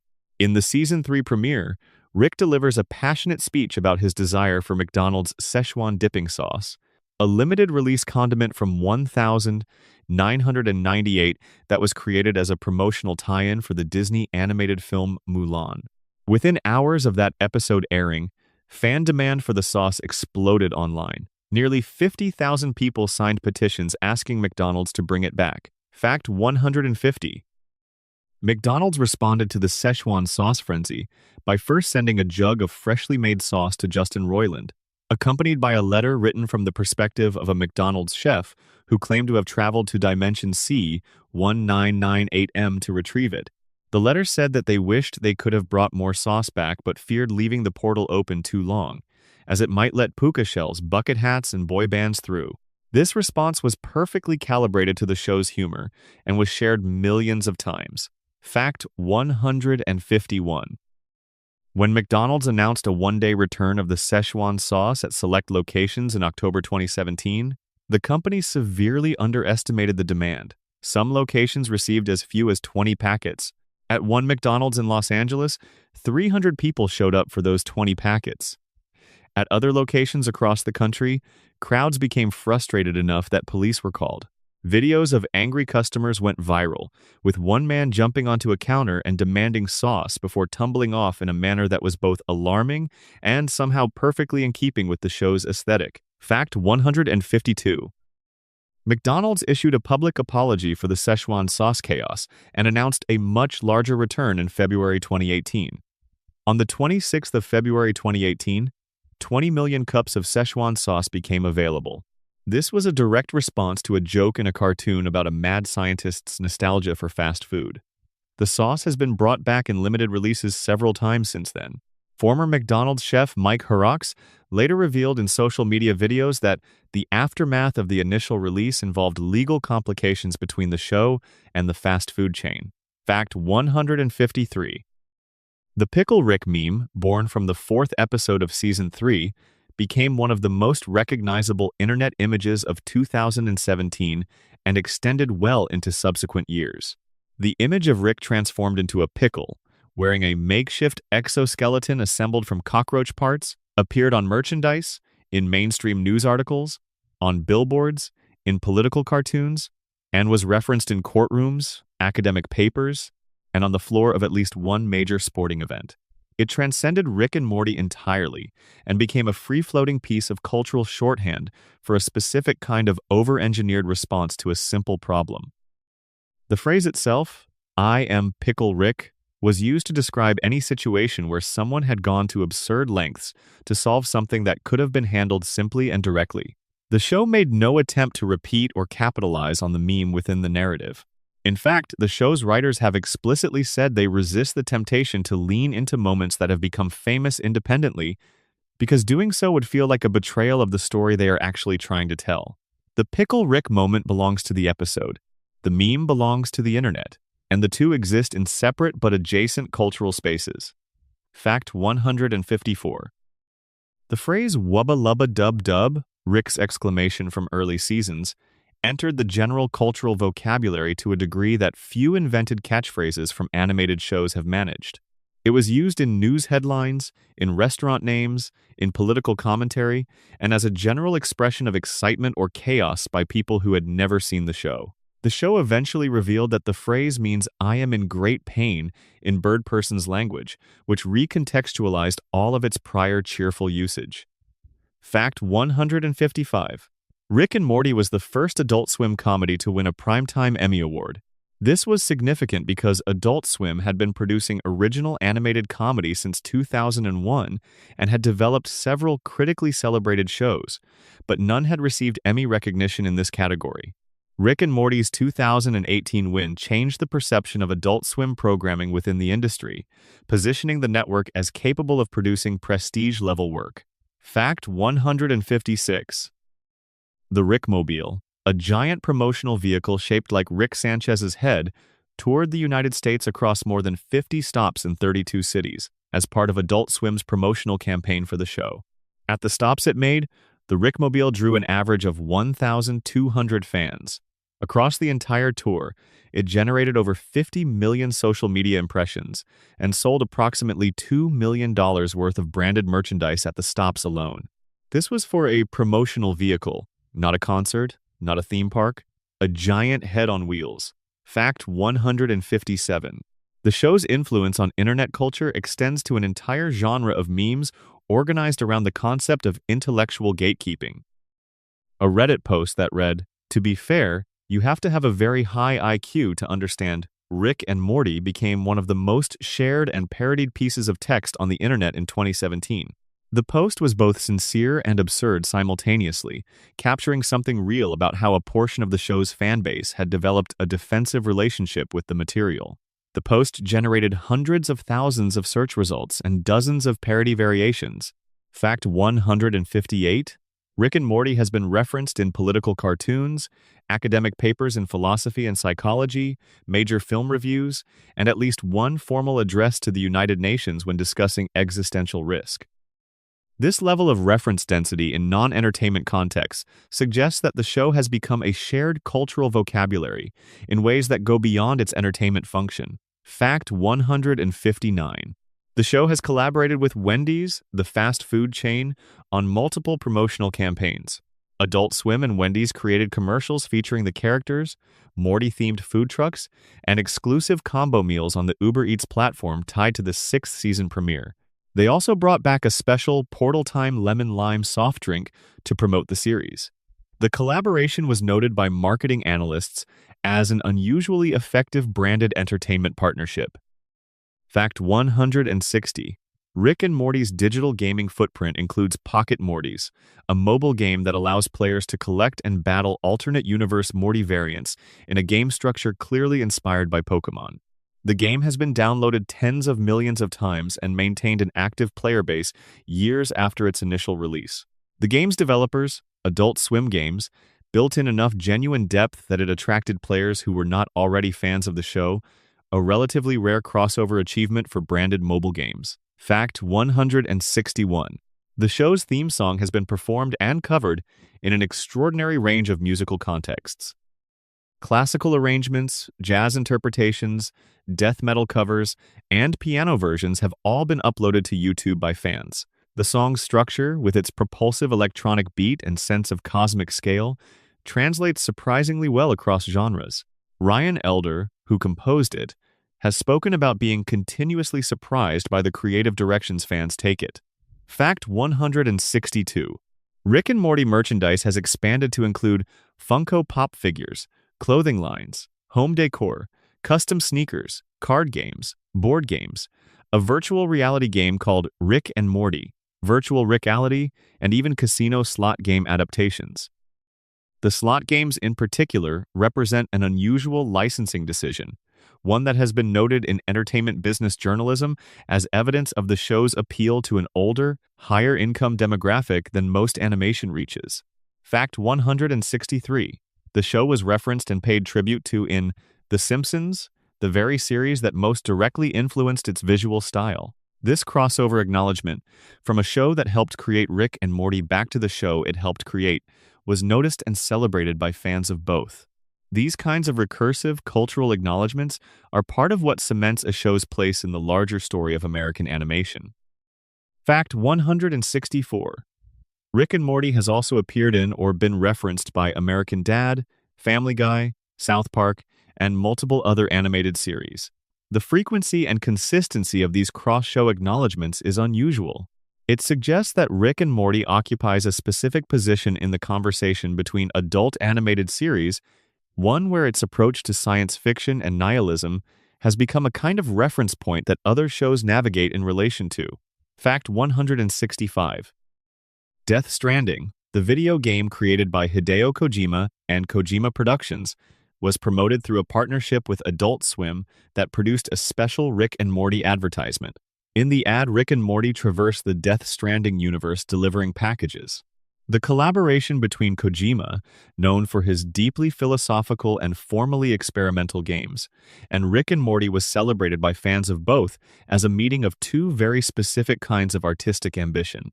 Fact 166. A Rick and Morty film is confirmed to be in active development as of May 2026, with Dan Harmon confirming its existence in an interview and naming Jacob Hare, a veteran series director, as the person who will helm it. The prospect of a Rick and Morty theatrical film has been discussed since at least 2019, when Roiland said he would love to make an rated version. The film's existence suggests that the franchise is being positioned for continued expansion well beyond its television origins. Section 9. Character Secrets and Deep Lore. The characters of Rick and Morty contain more than any single viewing can reveal. Here are the hidden depths. Fact 167. Rick Sanchez C-137 is not the Rick who invented the portal gun. This is one of the most important lore revelations in the entire series, and it took multiple seasons to arrive at it. In fact, based on revelations in later seasons, the original Rick of Dimension C-137 was a relatively ordinary man before a catastrophic event. He had a wife named Diane and a daughter named Beth. He lived a life that, while presumably marked by exceptional intelligence, was not defined by cosmic adventure. It was Rick Prime, a version of Rick from another dimension, who invented the portal gun and used the ability to travel between realities to find and destroy C-137 Rick's family.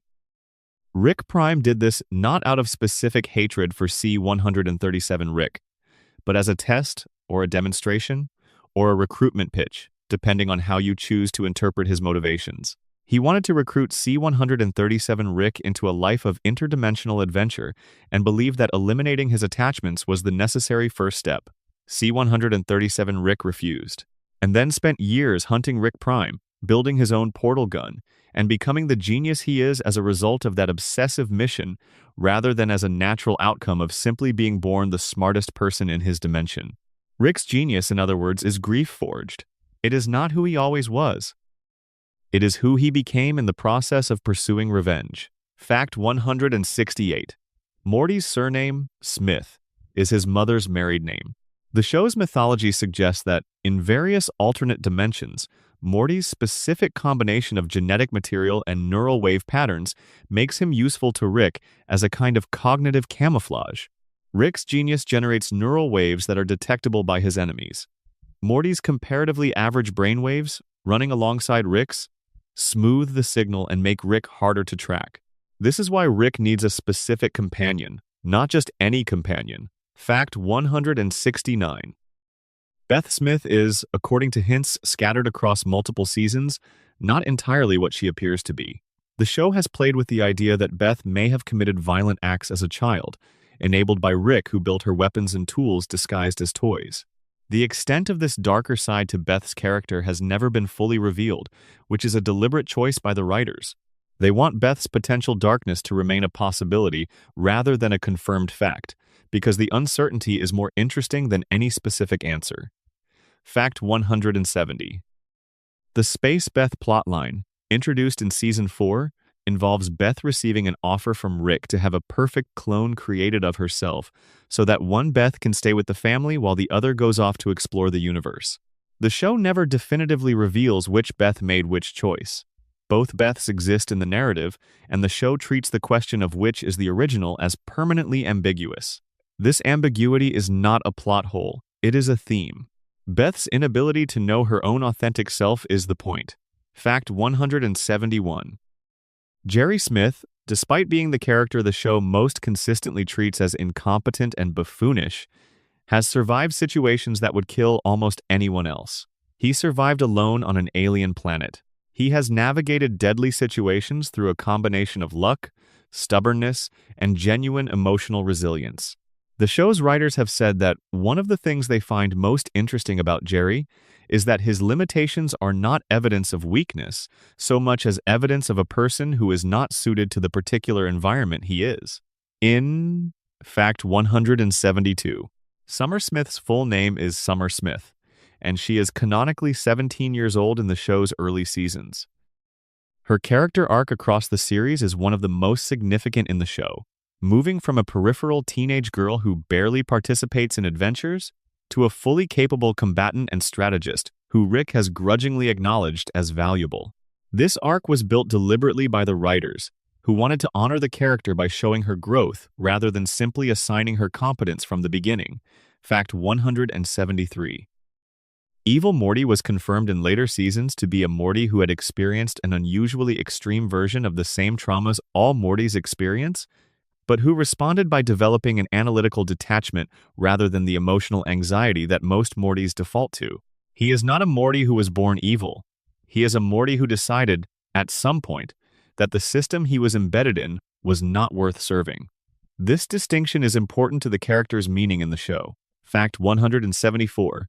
Birdperson's wedding to Tammy, the Galactic Federation agent who had been embedded as a romantic partner and informant, is presented as a genuine love on Birdperson's side. The show does not suggest that Birdperson was naive or that he should have known. It suggests that genuine loyalty creates genuine vulnerability, and that people who commit fully to others are the most susceptible to betrayal precisely because their commitment is real. Fact 175. The character of Tammy, voiced by Cassie Steele, undergoes a significant transformation after the wedding. She becomes a major antagonist, aligned with the Galactic Federation. Her genuine relationship with the show's heroes, particularly Summer, with whom she was a real friend at the Smith house, is revealed to have been entirely fabricated. The show uses Tammy to explore what it means when manipulation is total, when even the warmth was a lie. Fact 176. Mr. Poopy Butthole's post-credit scenes, which appear at the end of multiple episodes across several seasons, constitute a miniature character arc on their own. We see him recovering from being shot, going through physical therapy, apparently experiencing personal difficulties, and ultimately continuing to address the audience with warmth and affection. These scenes collectively make the argument that genuine kindness can survive genuine suffering, which is one of the most quietly optimistic things the show has ever said. Fact 177. The character of Snowball, the Smith family dog who gains superintelligence from Rick's helmet invention in the episode Lawnmower Dog, is a version of a familiar science fiction premise about the ethical implications of intelligence enhancement. The episode was written as a parody of films like 2001, A Space Odyssey, and Planet of the Apes, but it also functions as a genuine thought experiment. If you gave a dog human-level intelligence, would it still be your pet? The show's answer is essentially no. Fact 178. The President of the United States is a recurring character in Rick and Morty, voiced by Keith David. The President has a complex relationship with Rick, part antagonism and part mutual respect. The show treats the President as a genuinely capable person who is simply not as capable as Rick, which puts him in the same position as everyone else in the show except that he has significantly more resources. Keith David's voice, with its inherent authority and weight, makes the President feel genuinely powerful even in moments of absurdity. Fact 179. The concept of the Citadel of Ricks extends beyond what we see on screen. The show has implied that the Citadel has existed for a long time and has a history of internal politics, wars, and social movements that predate the events of the series. The episodes set in the Citadel function as windows into this larger history rather than complete accounts of it. The Citadel's backstory exists as a kind of iceberg, with most of its mass below the surface of what the narrative shows. Fact 180. The Council of Ricks, the governing body of the Citadel that appears early in the series, is eventually overthrown by Evil Morty's election to the presidency. The Council's failure to prevent this is a direct consequence of their arrogance, their assumption that a Morty was incapable of outmaneuvering them. The show uses this sequence to make a specific argument about how institutions that define themselves by their superiority become vulnerable precisely through that definition. Fact 181. Rick's catchphrase "Wubba Lubba Dub Dub," which sounds like meaningless celebration, translates in Birdperson's language to the phrase "I am in great pain, please help me." This revelation, delivered by Birdperson to Morty in Season 2, recontextualizes every previous use of the phrase. Rick has been screaming for help in a language no one around him understands and turning it into a party catchphrase. This is one of the most elegantly cruel pieces of character writing in the entire show. Fact 182. Squanchy, the cat-like alien who is one of Rick's oldest friends, has a specific relationship to Rick that involves shared experiences from their days fighting the Galactic Federation together. His seemingly random speaking pattern, in which he inserts the word squanch into every sentence in ways that can mean virtually anything, has been interpreted by fans as either a sophisticated form of tonal communication or simply a running joke. The show leaves this ambiguous. Fact 183. The relationship between Rick and his daughter Beth is the emotional core of the entire show, even when the narrative appears to be about something else entirely. Every major choice Beth makes is structured around Rick's presence or absence. Every major choice Rick makes is structured around his relationship with Beth. The adventures with Morty are the show's surface. The father-daughter relationship is its bedrock. Fact 184. Rick's wife, Diane, who appears in flashbacks and in the show's backstory material, is presented as the person whose loss was the defining trauma of Rick's life. Her death, engineered by Rick Prime, is the event that transformed Rick from whatever he was before into the person the audience knows. The show spent years implying this backstory before revealing it explicitly, trusting the audience to understand that something catastrophic had shaped Rick without needing to see it directly. Section 10. The fan community, merchandise, and legacy. In the end, Rick and Morty is not just a show. It is a community, an economy, a cultural object, and in some strange way, a mirror held up to the audience that watches it. Here is how it became all of that. Fact 185. The Rick and Morty subreddit, one of the most active fan communities on Reddit, has grown to over 5 million subscribers. The community is known for its mixture of genuine critical analysis, elaborate fan theories, original creative work, and the very specific kind of humor that the show has cultivated in its audience. The subreddit functions as both a fan space and a secondary creative context for the show's ideas. Users post detailed frame-by-frame analyses of episodes, looking for hidden details. Others write extended essays about the show's philosophical themes. Still others create fan art, fan fiction, and alternate universe scenarios that extend the show's world in directions the actual writers have not explored. The quality of fan engagement with Rick and Morty tends to run higher than average for a television show, partly because the show itself is so analytically dense that engaging with it critically requires the same kind of attention the show rewards. The community is not without its problems. There have been well-documented periods of toxic fan behavior and gatekeeping. But at its best, the Rick and Morty fan community is one of the most genuinely curious and creative spaces that any television show has generated online. Fact 186. Fan theories about Rick and Morty have on multiple occasions anticipated actual narrative developments. The Evil Morty theory, which fans began developing after his first appearance, correctly predicted the broad outlines of his eventual arc long before the show confirmed them. Dan Harmon has acknowledged that the show's audience is unusually analytically sophisticated and that the writing team is aware of the fan theory landscape when developing major story elements. Fact 187. The Rick and Morty official comic book series, published by Oni Press, launched alongside the show and has run for dozens of issues. The first printing of issue 1 sold out everywhere and now commands significant secondary market prices. The comics expand on the show's universe without conflicting with canon, exploring side characters and alternate universe scenarios that the television format cannot accommodate.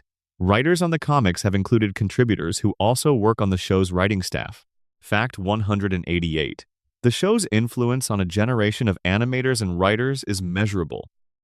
Multiple people who worked on Rick and Morty as staff writers, storyboard artists, or directors have gone on to create their own shows or take major creative roles on other high-profile productions. The show functions as a kind of apprenticeship program, training people in a specific kind of ambitious, structurally complex animation storytelling. Fact 189.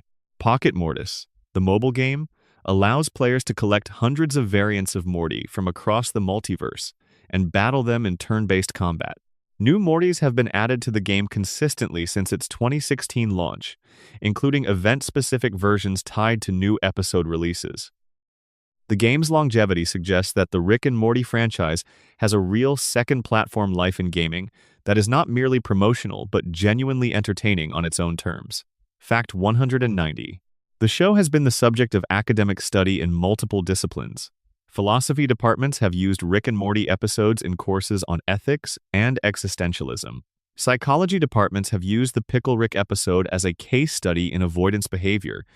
Media studies courses have analyzed the show's fan base as an example of cult television audience formation. The crossover between popular entertainment and academic inquiry is rarely as clean as it has been with Rick and Morty. Fact 191.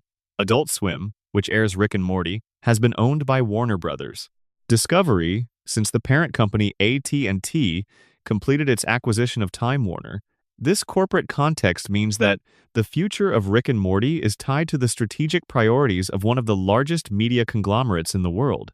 The show's renewal through Season 12, announced in 2024, suggests that WBD sees it as a valuable asset worth protecting well into the future.